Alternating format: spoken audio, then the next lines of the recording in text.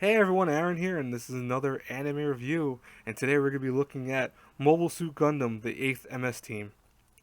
Now, I'm just going to start off by saying that I am not a die-hard Gundam fan.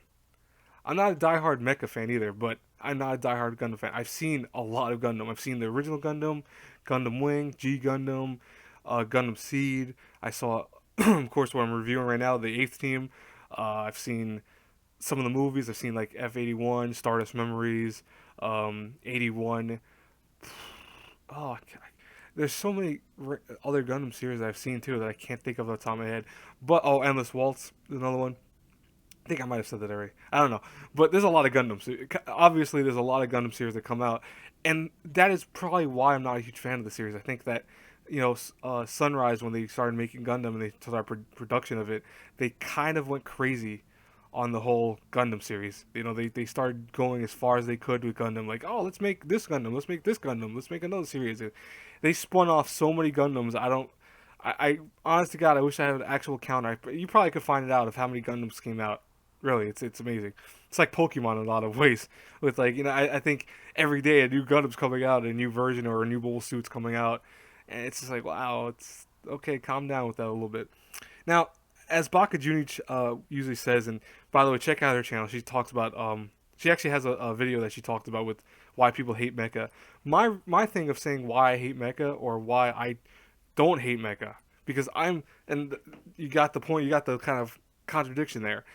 Is I both love and hate mecha series. That's the whole point I was going for. I hate mecha for the sole reason that it's sometimes done in such cheesy ways that it's like, oh, let's just make giant suits. Everyone's gonna love it because they're smashing into each other.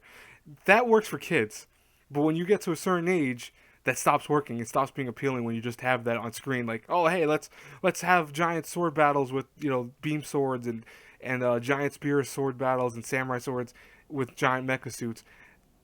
That to me is childish. It's something that, yeah, if I was a kid, I'd be like, oh, I love it. I think it's amazing. If you're an adult, you go, wow, I've seen this done before. What else you got for me? And that's a shame. That really is, and that's why I'm actually gonna review after this. I'm gonna review something else, but I'm not gonna say what I'm reviewing exactly. It's gonna be two mecha series that I think are amazing. So already you know that this is amazing. But let's talk. Let's stop with the whole banter of I love mecha also just for the sheer fact that mecha is so cool. It's something that I grew up with. It's part of my childhood, and on top of that, I think when it's done right, it can be done right. And this is a perfect example of that. So let's transition to my review. Let's talk my review finally.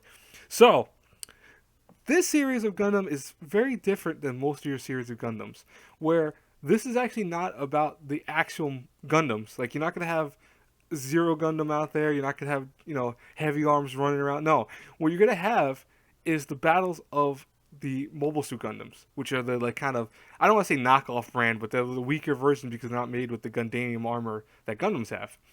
Now, what's cool about this though is you kind of see from the perspective of, instead of a pilot that is either not wanting to be a pilot who is just thrown into the war, or a pilot that is the kind of hero of the day, you see from the side of normal soldiers, especially from Shiro, who is our main character for this. Shiro Amada, which I think still to my day, I think he's one of my favorite gun or mobile suit pilots of the series. I think he's one of my favorites in general.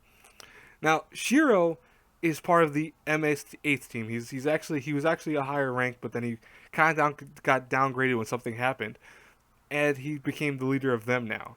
Now, what they are is they're small operations that fight on the kind of planet side front, and what they're doing is they're just trying to survive. They're trying to fight the Xeon back with their enemy, but most so they're not heavily armored. They have the mechs, they have the mobile suits, but that's it. They don't have Gundams. So it's a very kind of harrowing battle when now you're in the real war. It's almost like the concept of a soldier versus a heavy assault trooper in real combat. Heavy assault troopers have the gear, the protection, the tanks. A regular soldier, foot soldier, is a guy running with only a machine gun at his side. That's, it's not to say he's not unarmed per se, but compared to the heavy armored guy, he's got a lot to worry about in terms of actually getting into trouble. Now, MA's team does something very cool, which I think it really focuses on the characters. It really focuses on these guys and girls who are just essentially normal. They're normal. They're not super imposing. They're not super heroic. They're also sometimes not that original. They have a lot of times they have a lot of your typical character designs and character concepts. Like you have the girl that wants to be tough. You have the guy who's kind of a nerd. You have the guy who's a playboy. You have the guy who's like just very quiet and stoic. And then you have Shiro who's kind of everywhere. Like Shiro embodies all these characters sometimes. He's sometimes stoic at times. He's sometimes very open and talkative. Sometimes he's very cunning. Sometimes he's a little stupid. Sometimes it's nice mixture. It's a really nice mixture of the show though that you have all these character concepts that you see already in other anime, but it's in a decent setting. It's in a setting that you don't see too often. You see it from the sidelines of anime, of the kind of stories that happen in the Gundam War. Now, does that mean any big appearances show up? No, there's no big appearances from other Gundam pilots. You won't see Hiro Yui flying out there, or you know, uh, uh, I forgot the Amuro Ray. Excuse me, I couldn't think of his name for a second. Amuro flying around. You won't see that. What you're just gonna see is these main characters dealing with their issues in the war. Now, what I love about this series is the fact that it's like that.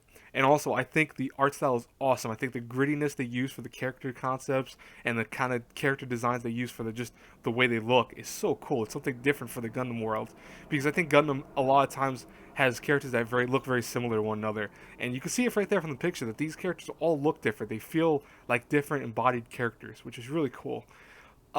Is there any issues with MS Team? Yeah, there's plenty. One of the biggest issues again is that because it's not the main series in terms of you see the giant mech fights and you don't see the giant Gundam fights. You see mech fights that are really cool. Trust me, some of the fights in this are amazing. Some of the sneaky missions that they have to go on and the kind of ground combat when they have just bare minimum to fight with, those are really good. But you're not gonna see any epic space battles or anything like that. You're gonna see maybe like one or two at the end, but it's not even from their side. And that might not be an issue with everyone, but it's gonna be an issue with some people if you're looking for that Gundam fix that you want the same thing from Gundam all the time. Now, what else is wrong with the series? I wish to God it didn't have episodes that felt like filler. There are a lot of episodes on the show that actually feel like filler, which is weird because this series is not, I think, only like 20, 30 episodes, I think, around that. And it feels like filler. I don't understand why it feels like that. I really, really don't. Actually, I'm looking up right now how many episodes exist of Gundam, the MS team. It's actually only 12. I apologize. I was completely, completely wrong.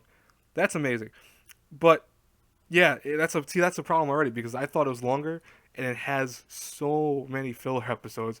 In the terms of, I know what they're trying to go for, that the war is sometimes very boring. I get that. But in a show that's only 12 episodes long, it feels like it's not needed.